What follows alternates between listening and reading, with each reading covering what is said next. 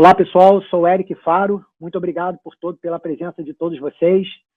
Eu sou mestre em liderança com especialização em alta performance e desenvolvimento humano.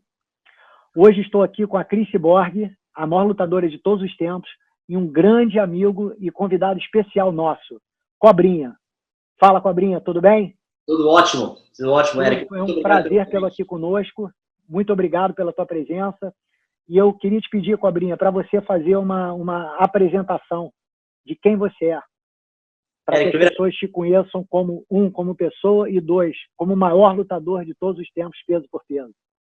Eric, primeiramente eu gostaria de te agradecer pelo convite, pelo seu tempo e falar um pouco do Cobrinha. O Cobrinha começou no futebol, o Cobrinha foi para a capoeira, o Cobrinha foi para a confeitaria e depois o Cobrinha foi para o jiu-jitsu. Tá?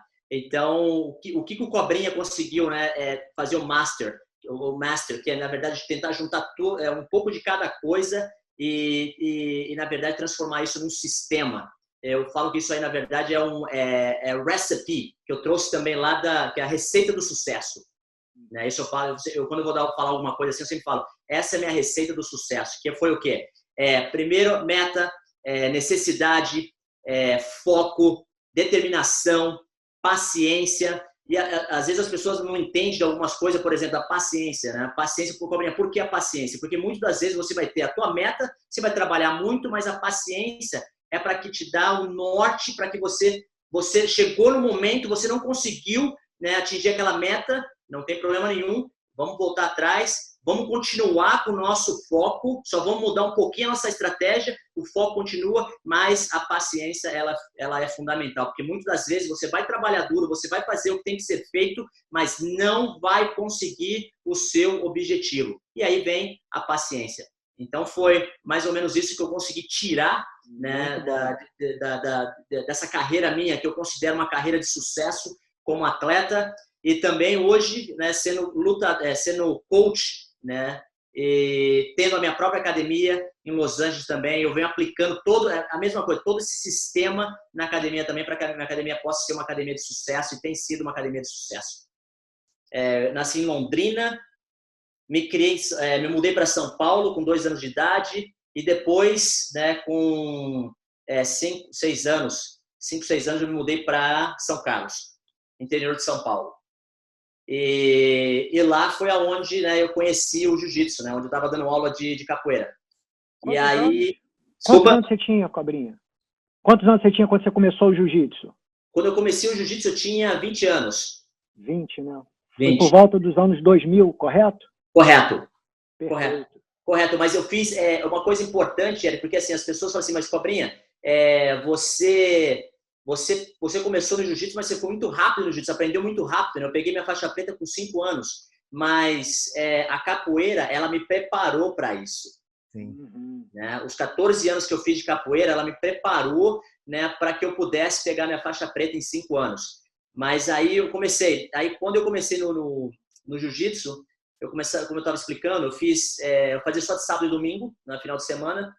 E aí esse meu professor me convidou, depois de um mês, me convidou para ir para São Paulo, lutar um campeonato. E aí eu fui nesse campeonato, né, eu fiz 6 lutas nesse campeonato de faixa branca, e aí eu perdi a final, né? Eu falei, pô, peraí, só treinando de sábado e domingo, né? Pô, cheguei no campeonato, né, bem, né? Gostei também, gostei da situação, né, de estar as pessoas ali de fora gritando, né, um cenário totalmente diferente do que era da capoeira. E aí eu fui, né, me vi, né, deixando um pouco a capoeira de lado, né, e aí fui fazer essa transição, porque eu sempre fui muito competidor. E aí eu fui, né, fazendo essa transição para o jiu-jitsu. E não deixei a capoeira de lado, né, continuei praticando a capoeira também. Né, então foi essa a minha transição. Sentido, você ficou 14 anos fazendo capoeira, mas capoeira também tem uma competição, não tem? Você chegou a competir? Sim, a capoeira tem, mas a capoeira na minha época, né, eu competi mais não tinha tanta competição, mas era competição de acrobacia, né? Quem fazia o movimento mais bonito, etc e tal, né? E não tinha essa competição como tem no jiu-jitsu, né?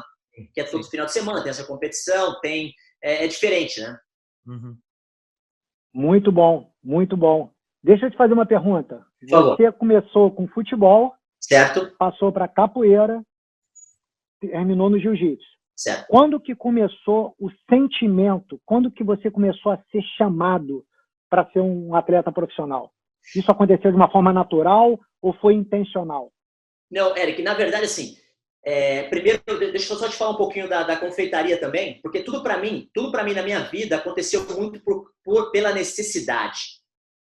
Tá? Foi o maior motivador. Você pode me dizer que o maior motivador seu foi o need? Foi o need.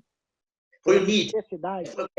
Para mim, uma coisa que eu aprendi na minha vida, assim, porque assim, tudo que eu faço, Eric, eu tento de alguma forma fazer com que aquilo vire um sistema, tá? Para que eu não fique perdido, né? Para que eu possa entender o porquê que eu cheguei aqui, né? O porquê que eu estava aqui, o porquê que eu cheguei aqui, né?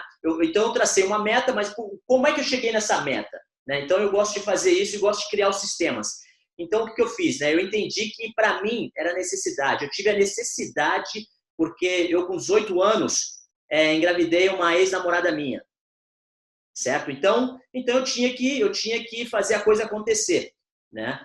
E nessa época, né, eu me apeguei na confeitaria. Então, eu me dei a oportunidade, primeiro, para a confeitaria. Eu cheguei na confeitaria, na padaria, e falei pro dono da padaria, falei assim, ó, eu não quero nada, absolutamente nada, eu não quero dinheiro, eu não quero ganhar nada, eu assino um contrato, faço o que tiver que ser feito, mas o que eu quero é aprender a fazer confeitaria. O cara me olhou e falou, pô, esse cara é louco, esse cara tá louco, né? E eu sabendo que era a minha necessidade, eu precisava daquilo, então eu me doei, né? Eu cheguei nele e falei assim, ele falou assim, mas olha só, para você ser ajudante aqui, primeira coisa que você está me falando, concorda comigo? Você falando que você não quer receber nada. Eu falei, sim, senhor, não quero receber nada. Você vai ter que limpar o chão, não tem problema nenhum. Ah, você vai ter que lavar as louças, não tem problema nenhum. Tá bom, então eu vou te fazer um contratinho aqui, você assina. Ele fez o contrato, eu assinei o contrato, ele falou, tá bom, pode começar amanhã. E eu comecei a trabalhar. Eu comecei a trabalhar ali ajudante, e começava a escrever as receitas, Depois de 3 meses, o que eu fiz? Eu peguei e falei pro dono, falei assim, muito obrigado, né, pela oportunidade que você me deu aqui. E eu peguei e saí, cara, assim, com aquele caderno de receita nas outras padarias, perguntando se alguém tinha uma vaga, né, de confeiteiro. E os caras perguntaram para mim assim, não, a gente tem aqui uma vaga de confeiteiro, mas quanto tempo você é confeiteiro? Cadê o teu currículo? Eu olhava pro cara e falava assim, não, 3 meses, eu já sei fazer algumas coisas. O cara olha para mim e fala, meu, você é louco. 3 meses você não aprende nada. Eu falei, como assim? Eu falei, eu sei fazer algumas coisas. Sei fazer bolo de fubá, sei fazer... Deixa eu te fazer uma pergunta sensacional, cara. Sensacional. Então, Mas o cara me olhava assim, cara, o cara falava assim, meu, louco, né? E eu peguei e falei, tá. E aí o que eu fiz, cara? Ninguém me aceitou como confeiteiro, ninguém queria me contratar. Eu fui para casa, tá? Eu fui para casa... pensando, eu falei, e agora? O que eu vou fazer, cara? Tem meu filho que vai nascer daqui a pouco, eu vou ter que pagar pensão, eu tenho que fazer a coisa acontecer, né? Eu estava em casa, olha só porque eu digo assim, muitas das vezes você tem que se dar, você tem que criar a sua oportunidade, certo? Então, eu estava em casa, esse mesmo dono da padaria, o que ele fez? Ele veio bater na minha casa, na minha porta da minha casa. E minha mãe falou assim, meu filho, tem um cara aqui falando que você trabalhou para ele na padaria. Eu falei, eu trabalhei para o cara na padaria? Falei, isso aí depois de 2 meses, tá? Aí eu fui lá receber o cara, e eu lembro do nome do cara até hoje, né? Era Cal. E eu fui lá, né, atendi, ele falou, ô Rubens, você está se lembrado, né? Porque ele me chama de cobrinha, né? O Rubens, você está se lembrado de mim e tal? Eu falei, sim, claro, sim, tal. Tá tudo bem? Eu falei para ele. Ele falou assim, tá, mas é que hoje em dia eu estou precisando de um ajudante de confeiteiro na minha padaria e eu queria te contratar. Eu falei, então, mas seu Cal, nesse momento eu estou precisando realmente de um emprego, eu estou procurando. Ele falou assim, não se preocupe, que dessa vez eu vou te pagar. Uhum. Tá? Então, assim, Eric, eu me dei a oportunidade, né? Eu criei a minha oportunidade, né? Ao invés de chegar e falar assim, olha só, eu quero dinheiro, tá? Uhum. E para resumir essa história, o que eu fiz? Eu fiquei ali trabalhando, aprendendo confeitaria, e depois de 3 meses fazendo ali confeitaria, me dedicando, escrevendo, que eu gosto de escrever bastante, né? Comecei a escrever a receita, como eu te falei. eu sempre gostei de fazer um sistema, né? Então eu comecei a escrever. Esse confeiteiro, cara, que era muito bom, ele teve um problema com o dono da padaria. Tá, ele teve um problema, e aí o que ele fez? Ele pediu a conta. Ele pediu a conta, e eu tô na padaria, tô limpando, o Cal chega em mim e fala assim, Rubinho, olha só, eu tenho uma proposta para você. Eu falei, sim, Cal, por favor.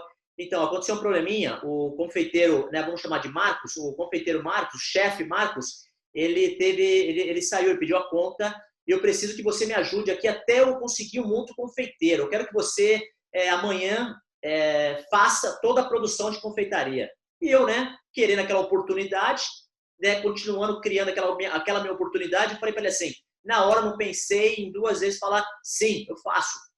Só que isso me gerou muito estresse, né? Por quê? Eu falei sim na hora, né, porque eu estava precisando daquilo, só que eu pensei comigo, falei, peraí, e agora? Peraí, eu tô louco, 3 meses, o cara fazendo aqueles bolos todo certinho, todo confeitado, né? É uma arte, né? Confeitaria é uma arte, né? E eu peguei, o que aconteceu? Eu fui para casa, um estresse, sem dormir, eu comecei a escrever, né? A minha produção, o que eu iria fazer naquele dia, no próximo dia. Quantos anos você tinha? Na época eu tinha 18, 19 anos. E aí, o que eu fiz? Eu fui para casa, escrevi, né? Escrevi tudo que eu ia fazer no outro dia. Eu tinha que entrar, meu expediente começava às 7 horas da manhã. Eu cheguei na confeitaria 4 horas da manhã. Tá? Comecei a preparar tudo, comecei a fazer as coisas, e aí eu comecei a fazer, né? Eu coloquei ali a lista, né, direitinho, seguindo o que o chefe fazia antes, né? Claro que não saía igual, não saiu nada igual, né, que o chefe fazia, até porque o chefe tinha experiência de anos e anos e anos. Eu estava ali 3 meses, né, na confeitaria, então é óbvio que não ia sair igual, né? Mas eu fiz, e aí eu comecei a rezar, né? Falei comigo assim, eu vou rezar agora para não ter um bolo de aniversário, né? Porque se tiver um bolo de aniversário aqui, o cara vai me mandar embora, né? E o Carl chegou, falou assim, nossa, Rubinho, meus parabéns. Eu falei, puta, né, esse cara ele tá me sacaneando, né? Como é que ele vai falar para mim, tá tudo, né? Pô, né, parabéns, né? Eu falei, ele vai me chamar no escritório e vai me mandar embora, né? Ele falou, não, tá muito bem, parabéns, né? Você realmente conseguiu fazer algumas coisas aqui, né? Tá perfeito. Eu falei, puta, pensando comigo, meu expediente tá para encerrar, eu vou embora, daqui a pouco ele me entra, o Carl, o dono, e fala assim, Rubinho, tem um bolo aqui de tem um bolo para você fazer de aniversário. Eu falei, agora sim, né, que ele vai me mandar embora. Como eu vou fazer esse bolo? Né? E aí, resumindo isso, né, eu fiquei pensando naquilo. Eu falei, não vem o bolo, não vem o bolo. Acabou que veio o bolo, né? Acabou que veio o tal do bolo. E aí eu tive que fazer aquele bolo confeitado, né, de aniversário. Eu me lembro até hoje, o nome da menina era Gisele. Eu tinha que escrever o nome da menina em cima, né, do bolo, né? E eu fiz o bolo, né? O bolo todo em volta, assim, todo rosa, tal, não sei o quê. Para mim, o bolo estava aqui meio que perfeito. Aí eu andei um pouquinho para trás, escrevi, né? Parabéns, Gisele. E aí eu andei para trás. Quando eu ando para trás, o bolo tá meio penso. Cara, o bolo tá meio penso. E quando esse bolo tá meio penso, eu pensei comigo assim, cara, eu não tenho como arrumar esse bolo. Eu não tenho como arrumar esse bolo mais. Eu teria que fazer um outro bolo, né? Esse era o meu pensamento, porque eu tinha 3 meses, né? Até porque dá para você arrumar o bolo, mas o meu pensamento, eu falei, não tem como, eu tenho que fazer outro bolo, não tenho tempo de fazer outro bolo. E aí eu falei, bom, agora eu já sei o que vai acontecer, o cara vai entrar aqui, eu pensei que o cara vai entrar aqui, vai ver o bolo todo torto, vai falar assim, Rubinho, né, isso aqui não é para você, vai me mandar embora, né? Tá, e resumindo, ele entrou, o Cal entrou, viu o bolo e começou a falar para mim assim, começou a fazer só assim com a cabeça, né? Não falava nada. Eu falava, o que esse cara vai me falar agora, né? Aí ele falou assim, Rubinho, sobe aqui no escritório, eu quero falar com você. Né? Perdi o emprego. Ele falou para mim assim, sobe aqui no escritório, né, que eu quero falar contigo, né, eu quero falar com você. Aí eu peguei, né, fiquei pensando, eu falei, puta, né, tá bom, cheguei lá, sentei. Já a primeira coisa que eu sentei, falei, Cal, me desculpe, né, eu tentei, falei, não, calma, ele falou assim, deixa eu falar, eu chamei você aqui, que eu quero conversar com você, tá? Você pode me escutar por alguns minutinhos? Eu falei, sim, senhor. Né? E ele falou assim, eu quero te dar os parabéns, né, pela sua iniciativa. Tá? Eu falei, tá, já que ele tá me sacaneando, né? Eu falei, tá bom, né? Eu falei, tá bom, calma, pensando comigo, né? Eu falei, muito obrigado. Ele falou assim, eu quero te fazer uma proposta. Eu falei, esse cara, né, pensando comigo, esse cara tá louco. Quero te fazer uma proposta. Eu falei, tá bom, Carlos, por favor, pode me falar a proposta, né? Ele falou assim, eu quero que você, a partir de hoje, se torne o confeiteiro da minha padaria. Eu falei, peraí, eu olhei pro cara e falei, não é possível que esse cara tá me falando isso. Tá, já que ele tá, né? Tá, né, acho que vamos ver o que ele vai falar, né? E aí eu continuei, falei assim, tá, Carlos, ele falou assim, a partir de hoje, o que a gente vai fazer? Eu vou te pagar a escola, tá? Você vai para a escola e depois da escola, do expediente da escola, você vem para a confeitaria para praticar. Eu falei, você está falando sério isso, Carlos? Ele falou assim, então eu me lembro como se fosse hoje. Eu pegava minha moto e eu acordava 4 horas da manhã e ia para Ribeirão Preto, que é ali perto, né, de São Carlos. Eu ia para a escola, ficava 4 horas na escola e já saía de lá ansioso, voltando pensando o que eu ia fazer, voltando para São Carlos para poder ir para a padaria e praticar. E aí eu chegava na padaria, eu fazia tudo que tinha que fazer ali, ele deixava uma lista para eu fazia e eu praticava o que eu tinha aprendido, né, na escola. Isso me durou alguns anos, né, fazendo isso. E depois dali, resumindo isso, eu me tornei o confeiteiro ali daquela padaria. Não só isso, mas me tornei um dos melhores confeiteiros da cidade de São Carlos. Tá? Por quê? Caramba, que história irada. Muito top. Porque, deixa eu te fazer uma pergunta. Certo. Se eu puder pegar, eu anotei aqui alguns princípios por trás dessa história espetacular, onde certamente você levou não só para o jiu-jitsu, para tornar quem você é, como também para toda a sua vida. Eu peguei aqui nível de comprometimento altíssimo, disciplina altíssima, work ethic altíssimo, inovador e buscando sempre a excelência. Sim. Você conseguiu pegar esses princípios por trás dessa sua história nesse processo? Sim. Eu posso dizer que você levou esses princípios para o jiu-jitsu? Para a tua vida? Sim, sim. Se eu te fizer uma pergunta dos top 3 princípios nessa dinâmica que você levou para o jiu-jitsu, que te fez quem você é, quais seriam? Quantas, desculpa? 3. 3. Seria consistência. Posso falar qualquer uma? Então, qualquer, aqui você principais. quiser. Tá, as principais, assim, mas principais das 3, né? Então seria para mim disciplina, consistência.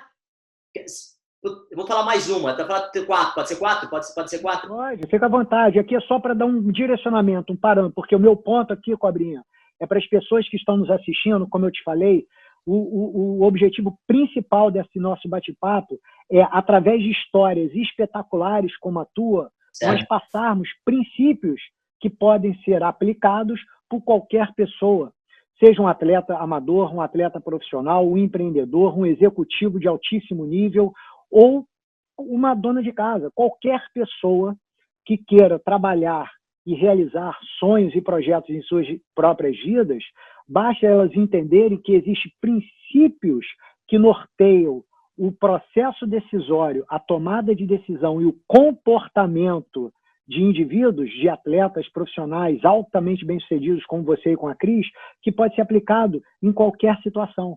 Então, a razão pela qual eu quero trazer a gente para o jiu-jitsu é para você nos explicar, para quem está nos assistindo, como que você pegou esses princípios e começou a aplicar no jiu-jitsu e se a aplicação desses princípios, na sua opinião, eu tenho certeza que foram, como que eles colaboraram para aumentar a probabilidade de você ser o maior peso por peso de todos os tempos.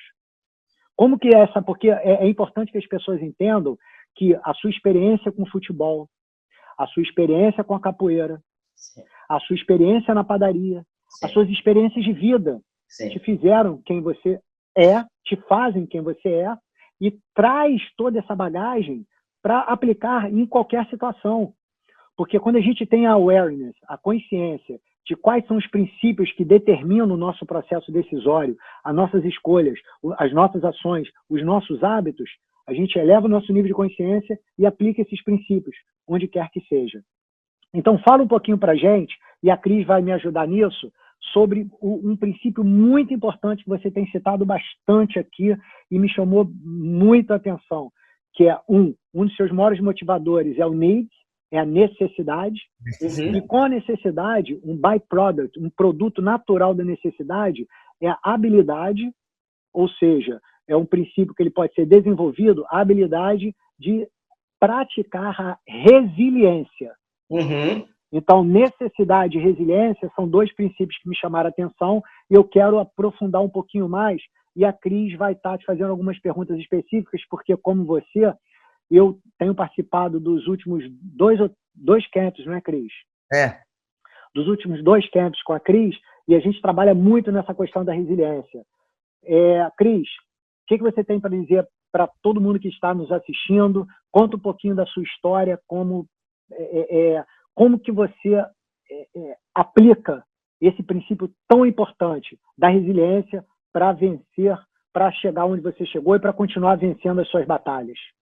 Então, a princípio, eu achei bacana na história do Cobrinha que às vezes, se você parar para pensar, também parece como uma luta, que você vai lutar com alguém. Pode ver que toda vez ele estava fazendo bolo, mas ele estava preocupado se o bolo ia ficar bom, Então, a gente tem esse ser na nossa mentalidade quando a gente vai lutar com alguém.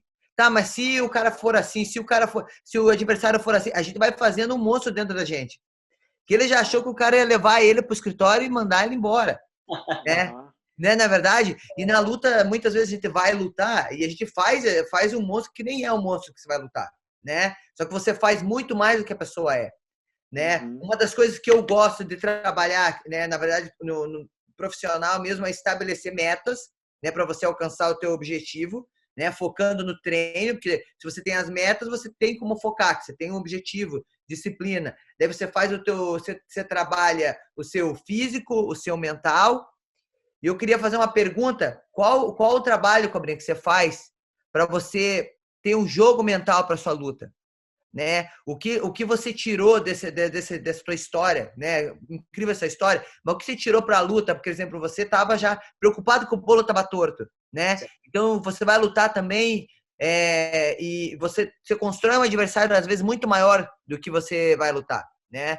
E na verdade, quando eu luto, eu vejo meu adversário às vezes maior do que ele é.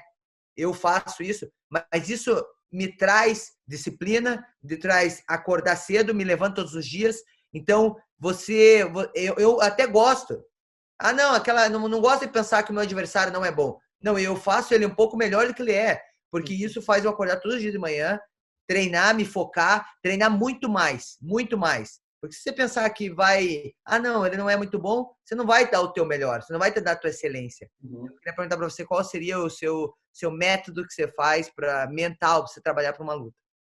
E só para complementar, Cobrinha, o fator resiliência é uma das ferramentas do nosso jogo mental. Eu levantei a resiliência porque junto com a necessidade, ela caminha, a resiliência e a necessidade caminham juntas. Sim.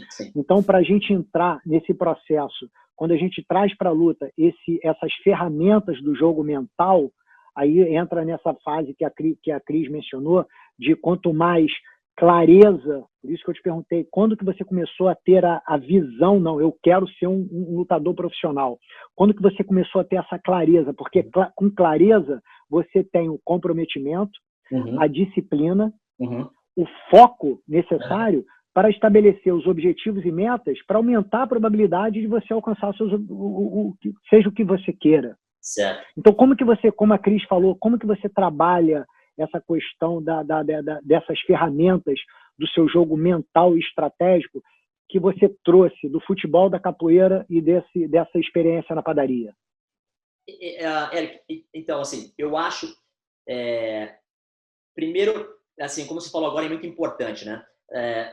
Futebol, capoeira, confeitaria, certo? Então, assim, as pessoas falam para mim assim, o que você tem que fazer o master, né? O master dessa situação, o master você quer ser um advogado, você tem que ser o melhor advogado, né? Então, para mim, o master para conquistar o Master é você juntando, que nem você acabou de falar, ó, o futebol, então eu peguei o que era bom do futebol, então vim para cá. Peguei o que era bom do futebol e levei para capoeira. Aí eu juntei os dois. Aí futebol, capoeira, consegui levar para confeitaria também. Aí me pergunta assim, mas como assim, Cobrinha? Totalmente diferente. Na capoeira, como no futebol, você tem que fazer drill para todos os lados. Tem que fazer drill, repetição, repetição, repetição. Consegui levar isso também um pouco para capoeira. Começamos a fazer drill, drill, drill. E na capoeira você tem que fazer para os dois lados. Não tem se você é canhoto, se você é destro, tem que fazer para os dois lados. Aí eu consegui levar isso para confeitaria também, né? Então eu começava a fazer drill, drill, drill, drill, drill. Eu pegava aqueles creme leftover, que na verdade sobra, e eu ficava fazendo drill o tempo todo, né? Para tentar melhorar, né? E aí eu consegui levar isso também pro jiu-jitsu também, que na verdade, contando um pouco a minha história no jiu-jitsu, não foi uma coisa, claro, é óbvio que o jiu-jitsu, a primeira coisa para mim, o que me conquistou no jiu-jitsu foi a competição. Ah, é legal, competição, tá? Mas veio de novo, porque eu cheguei a abrir a minha própria confeitaria, né? Eu cheguei a abrir a minha própria confeitaria, porque pela necessidade também, falar, hoje em dia, já que eu faço confeitaria também, eu vou abrir a minha própria confeitaria.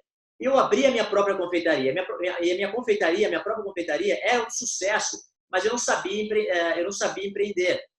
Eu não era um empreendedor, né? Tem diferenças, né? Então, eu não sabia. Para mim, era só montar a padaria e vamos tocar, né? Só que não era isso. Só que isso começou tipo um burnout, né? Eu comecei a ficar cansado disso, comecei a trabalhar horas e horas e horas. E aí, o que aconteceu? Levando isso para o jiu-jitsu, veio uma necessidade novamente, né? Eu vi, na verdade, o Fábio Gurgel, né? O Fábio Gurgel, ele se dando muito bem no jiu-jitsu, viajando o mundo, né? Eu pensei comigo assim, eu consigo fazer isso. Eu consigo fazer isso também, né? E aí eu recebi uma oportunidade. Eu recebi uma oportunidade de lutar um campeonato em São Paulo, mesmo indo na confeitaria. Eu já era faixa marrom naquela época, mais uma vez. Faixa marrom eu era faixa marrom, eu fui para São Paulo lutar uma competição, cheguei até a final, mais uma vez. Acabei perdendo a final. Mas eu perdi a final, mas recebi uma oportunidade, né, de uma pessoa que falou assim, Cobrinha, que é o Tererê, falou, Cobrinha, eu estou montando a minha equipe, você de repente pode vir fazer parte dessa equipe, porque eu vejo um potencial em você. Aí eu olhei para ele assim e falei, eu estava meio triste, né, que eu tinha acabado de perder. Aí eu falei assim, eu estava com duas coisas, né, que depois, no passar do tempo, eu comecei a entender um pouco mais, né, que eu tinha ali a confeitaria, não soltava a confeitaria, que era uma coisa que eu criei uma paixão pela necessidade, virou paixão, né, e aí tinha o jiu-jitsu também, né, que eu achava assim, que era uma necessidade para mim, que eu saberia, que eu tinha certeza que se eu largasse a confeitaria e me dedicasse no jiu-jitsu, eu conseguiria ser campeão mundial, né? E para eu mudar a minha vida, eu sabia de uma coisa, Eric, tinha dentro de mim que eu teria que ser campeão mundial. Mas aí vem o quê? Vem as pessoas que eu falei assim, eu voltei para São Carlos, falei com a minha mãe, falei, mãe, eu vou fechar minha confeitaria e vou me mudar para São Paulo e vou me dedicar no jiu-jitsu. Só que essa pessoa, quando ela me fez, o Tererê, ele me fez essa proposta, eu ia morar em São Paulo, eu achei que, chegando em São Paulo, eu ia ter um apartamento, eu ia ter comida, eu ia ter tudo isso, né? Falei, tô tranquilo, eu vou para São Paulo, peguei minha mochilinha e fui para São Paulo. Quando eu cheguei em São Paulo, não era assim, eu não tinha um apartamento para morar, eu tinha que ficar no tatame, né? E aí veio de novo a resiliência, né? Eu falei, não, peraí, já que eu vim até aqui, eu fechei minha confeitaria, eu vim até aqui, eu só saio daqui sendo campeão mundial.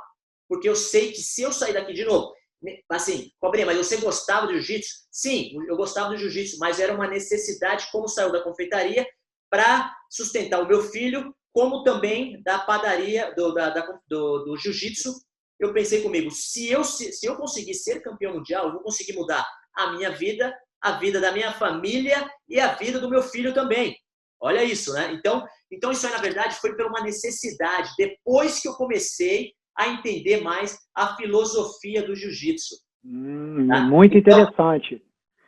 Então, só para a gente alinhar aqui, para sistematizar, como você gosta, eu também sou um cara do sistema, de metodologias. Certo. Então, quando você fala que a necessidade se tornou a sua maior motivação, ou seja, os motivos que te levaram a agir foi a necessidade, foi o principal deles.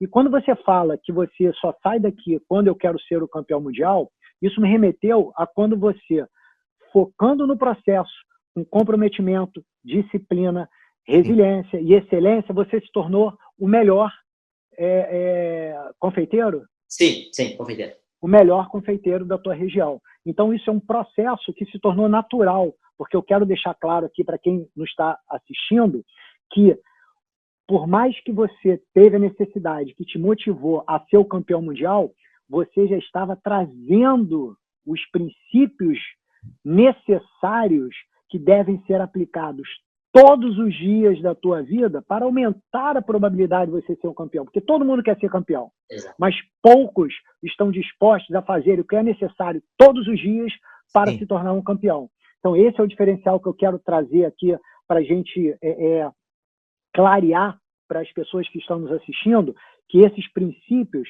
eles requerem determinação para serem aplicados todos os dias de nossas vidas. Porque quando você está no tatame, dormindo no tatame, só vai sair daquele tatame quando for campeão mundial, quantos milhares de casos a gente tem assim?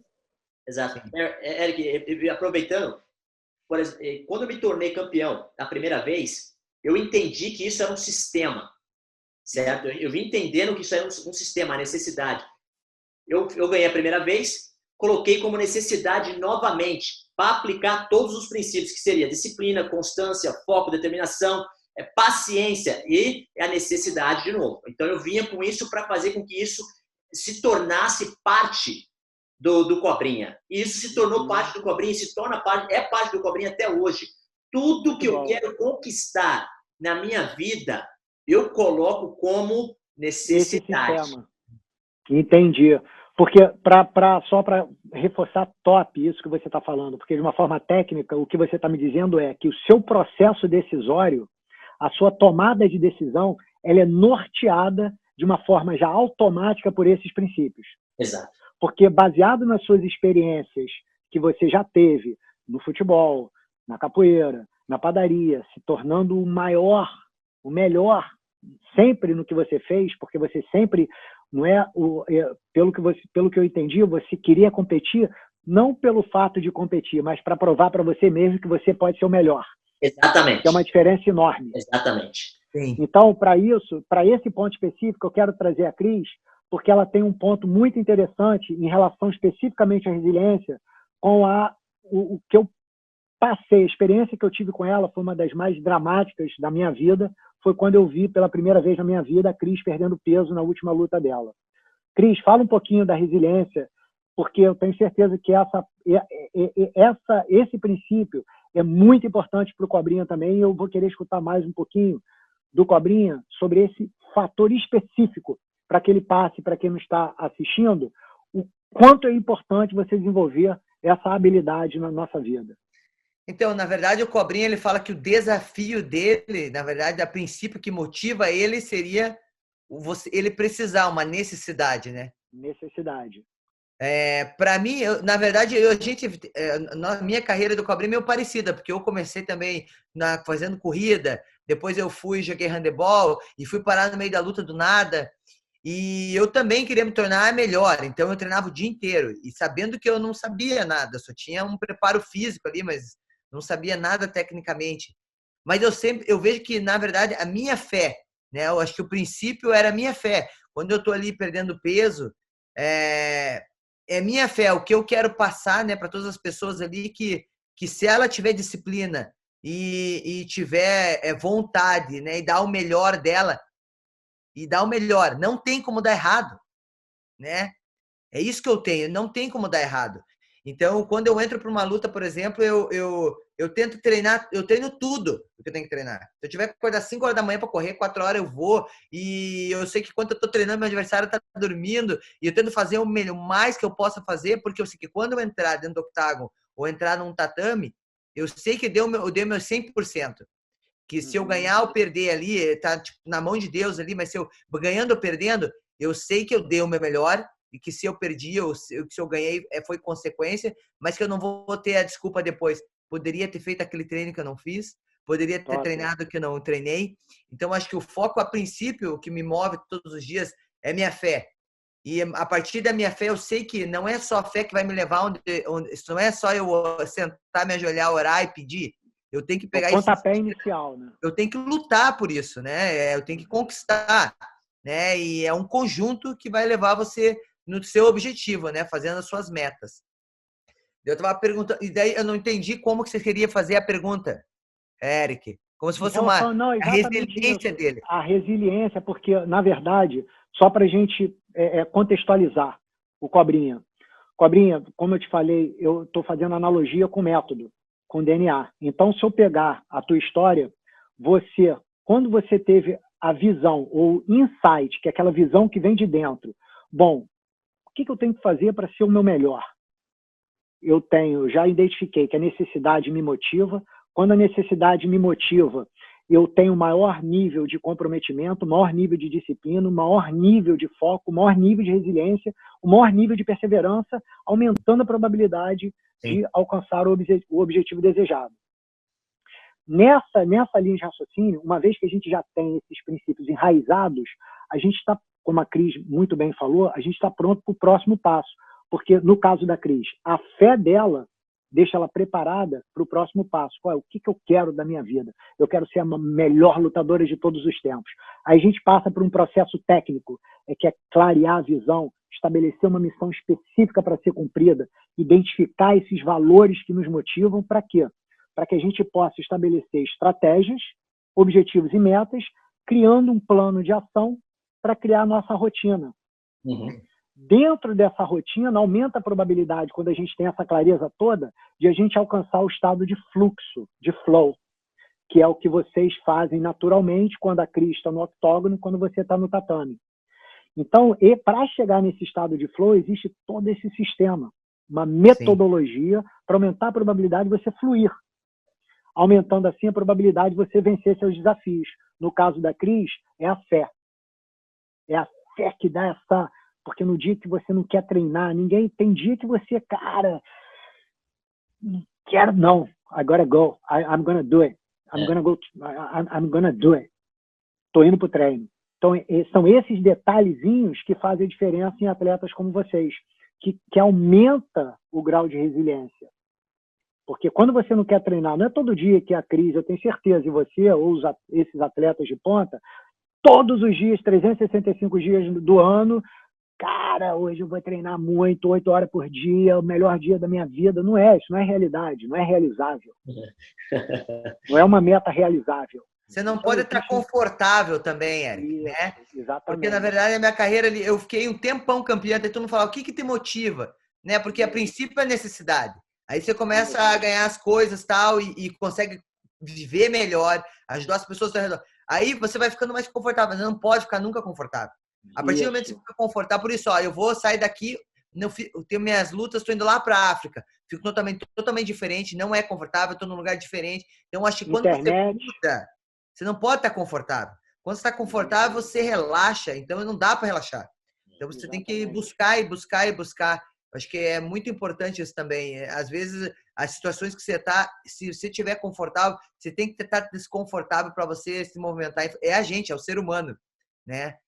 Se você quiser buscar mais objetivo, agora separar ali, tudo bem, mas se quiser buscar mais, né? Porque além de buscar mais, o importante, como eu sempre falo para você, Cris, eu converso com as pessoas em geral, e é esse ponto que eu quero perguntar para o Cobrinha agora, é aproveitar a jornada. É ter aquele sentimento, Cris, que a gente tem conversado muito, de gratidão, de contentamento. Sim. Porque se a gente quer aumentar a probabilidade de entrar no estado de fluxo, no flow, a gente tem que estar no estado de relaxamento. Então é um paradoxo. Eu tenho que estar sempre buscando mais e ao mesmo tempo completamente relaxado. Eu quero ganhar a próxima luta, mas para eu ser o meu melhor, eu tenho que estar totalmente relaxado, tranquilo, para minha cabeça ter mais clareza, para eu pesar com mais eficiência e tomar a decisão mais rápida. Aí entra um fator que você me passou, que eu anotei aqui, que você vai, por favor, confirmar, que é a criatividade. Quando você está relaxado e tem clareza, o seu oxigênio, o seu cérebro oxigênio de uma forma mais eficiente, mais eficaz e você tem mais criatividade para lidar com os desafios, voltando ao ponto da resiliência. Mas, Cobrinha, para a gente estar concluindo esse nosso bate-papo aqui, porque senão a gente vai ficar horas, tá bom o papo, porque tá top. Então, eu quero reforçar, para a gente estar concluindo isso, como que você vê essa questão de estar da gratidão, do contentamento, como que você traz para dentro não só do jiu-jitsu, mas para a sua vida, para o seu business, essa questão da fé, da gratidão e do contentamento. Fala um pouquinho para a gente sobre esses princípios dentro dessa sua caminhada. Então, Eric, mas quando você fala assim da gratidão, da fé, pode ser mais específico, por favor? Específico, gratidão, independente de você ainda estar buscando maiores desafios, para aumentar a probabilidade de você, num estado de relaxamento tranquilo, focar, em teoria, nós precisamos ser contentes, estarmos presentes, independente das circunstâncias, com o que nós temos hoje, com o que nós somos hoje, com a nossa presença.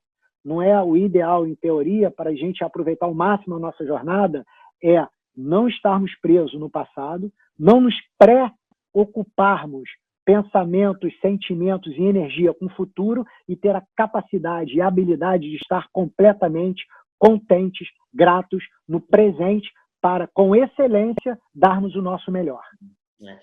Ficou claro? Ficou. Não, é bem interessante você falar isso, porque para mim, assim, hoje em dia, né, é claro que você vai aprendendo, né? Que nem eu falei assim, para mim sempre foi necessidade, é óbvio, você bota a meta, depois da meta, a necessidade. A necessidade vem com a disciplina, constância, paciência, é o foco, né? Mas é uma coisa interessante que você está me falando agora, que assim, a primeira coisa que eu acordo de manhã, tá? O primeiro que eu faço, eu dou aquela respirada. Por quê? Passou no teste, Eric. Boa! Respira. Boa! Essa é a minha keyword principal com a Cris. Cris, eu preciso que você respire. Sim. Básico. Então, porque assim, mas porque eu entendo dessa forma, né? Na gratitude, para mim, eu entendo assim, eu acordo de manhã porque eu respiro, até porque muitas pessoas, a gente não entende isso, né? A gente não consegue pensar isso, porque a gente não está no momento, a gente não está no presente, a gente está pensando em coisas, né? Em várias coisas ao mesmo tempo, né? Então, a gente não pensa isso. Quando a gente vai dormir, automaticamente, está todo mundo morto. Está todo mundo morto. Então, por em tese. Não é? Então, tipo assim, então por quê? É isso? Não, então, tá tudo, né? Praticamente, porque assim, quem te garante que nós vamos acordar no próximo dia? Ninguém garante. Então, a primeira coisa que eu acordo, eu me toco, né? Dou aquela respirada. Muito bom. Opa, tô vivo. Tá? Top. Tá, então tá. Opa, tô bem. Pô, já sou grato por isso. Tá? Muito Essa top. É a gratidão. Outra coisa importante, que isso é uma coisa que me tirou uma trava, né? Até porque eu me lembro na escola, eu me lembro de algumas coisas. Cobrinha, foco. Cobrinha, foco. Cobrinha, foco. Mas peraí. E na escola, Cobrinha, você tem que se focar mais. Peraí, tá. Tá bom, entendi. Foco. Mas o que é o foco? Eu queria entender o que era o foco. Eu não sabia. O mais importante, como focar. Calma aí, você está falando para eu focar como? Exatamente. Primeiro que segundo, como? Exatamente, mas o problema é que assim, eu vejo assim que o pai criando filho, o pai fazendo isso, o que o pai fala a primeira coisa? Se foque, faz isso, Cris, foca, Cris, né? Para de conversar, ou qualquer coisa do tipo, tá? Aí a Cris, peraí, foco, tá? Foco, peraí, o que é foco? É minha atenção? O que é? A gente não entende isso. A partir do momento que eu comecei a entender o que era o foco, aí o cara falando assim, Cobrinha, o que é o foco? Para mim, eu vejo o foco é você, como você diz, tá no presente, no momento. Né? Só que você tem que praticar isso. Aí eu trago de novo os princípios que eu aprendi na confeitaria, na capoeira, no futebol, que é o quê? Fazer drill. Eu acordo de manhã, vamos por partes. O que eu vou fazer primeiro? Eu vou arrumar a minha cama. Eu vou me focar aqui na minha cama. É só minha cama que está vindo na minha cabeça.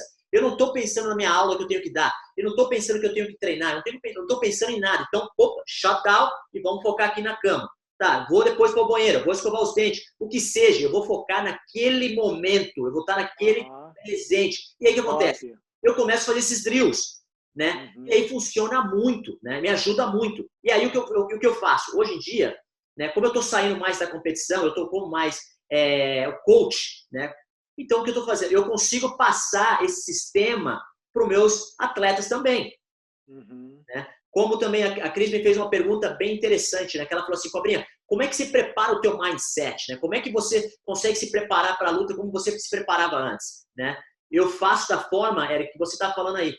Primeira coisa que eu faço, eu me preparo muito bem. Né? Eu tenho um comprometimento, né, com treinamento, assim, que é uma coisa assim, que você tem que me falar para eu parar de treinar. Eu não consigo parar de treinar. Então, respeitando, vamos supor que eu vou lutar com um adversário. Como é que eu dou esse respeito para o meu adversário? Eu vou estudar meu adversário e vou tentar treinar muito mais que o meu adversário. E aí eu entro em algumas coisas assim, cara, que eu falo para os meus atletas hoje em dia, que eu sempre usei, que é o quê? Eu tento, de alguma forma, entender. Primeiro, eu pratico isso na academia, que é estar no momento, estar no meu foco ali. E aí, o que eu quero fazer? Se eu estou treinando com alguém, eu quero, de alguma forma, entender o que está incomodando.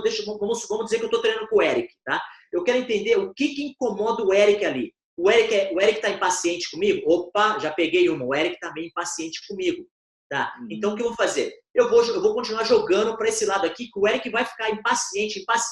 O Eric automaticamente vai cometer um erro. Quando o Eric cometer esse erro, eu vou aproveitar esse erro que o Eric está cometendo, né? Para eu poder me dar bem. Tá? Então, eu explico isso para os meus alunos. Ou seja, também, tá feliz. Você tá solto. Muito bom. Assim, eu vou te falar uma coisa. Se eu olhar para um cara, se eu vou lutar com um cara, eu olhar para o cara e o cara tá assim, ó, fazendo cara feia para mim, eu tô tranquilo. Eu tô tranquilo, porque eu sei que aquele cara tá travado. Ele não tá ali presente. Agora, se eu vou lutar com alguém e esse cara tá muito solto, tá brincando, tá sorrindo, é com esse cara que você tem que tomar cuidado. Exatamente. Tem uma coisa que a gente fala, né? Esse cara, he can maneuver the situation, né? Ele pode mudar a situação em qualquer momento. Não é uma coisa que ele tá aqui, pam. É que tem uma coisa que eu falo assim, muda a tua estratégia, mas não mude o teu objetivo. Certo? Então é isso. Então eu falo para meus alunos assim, que eu torno isso aí um sisteminha, eu falo assim, tenta plantar a semente do mal na cabeça do teu adversário. Viu, Cris? Tô vendo. Não deixe com que o adversário, né, faça isso com você. Ou seja, um exemplo claro, né? Vamos supor, o cara fez uma pegada muito forte no teu kimono. Se você manda aquele sinal, aquele pensamento negativo para tua mente, que é, opa, não consigo estourar a pegada desse cara. Opa, já é um pensamento negativo. E se o cara consegue capitalizar isso, né? Se o cara consegue perceber isso, opa, eu vou começar a mandar outro, 2, 3. Eu consegui sentir a tua frustração, acabou. Eu tenho que aproveitar aquele momento. Eu não posso deixar com que você, naquele momento, eleve a tua confiança de novo. Quando a tua confiança está baixa, eu tenho que aproveitar. Mas tudo isso,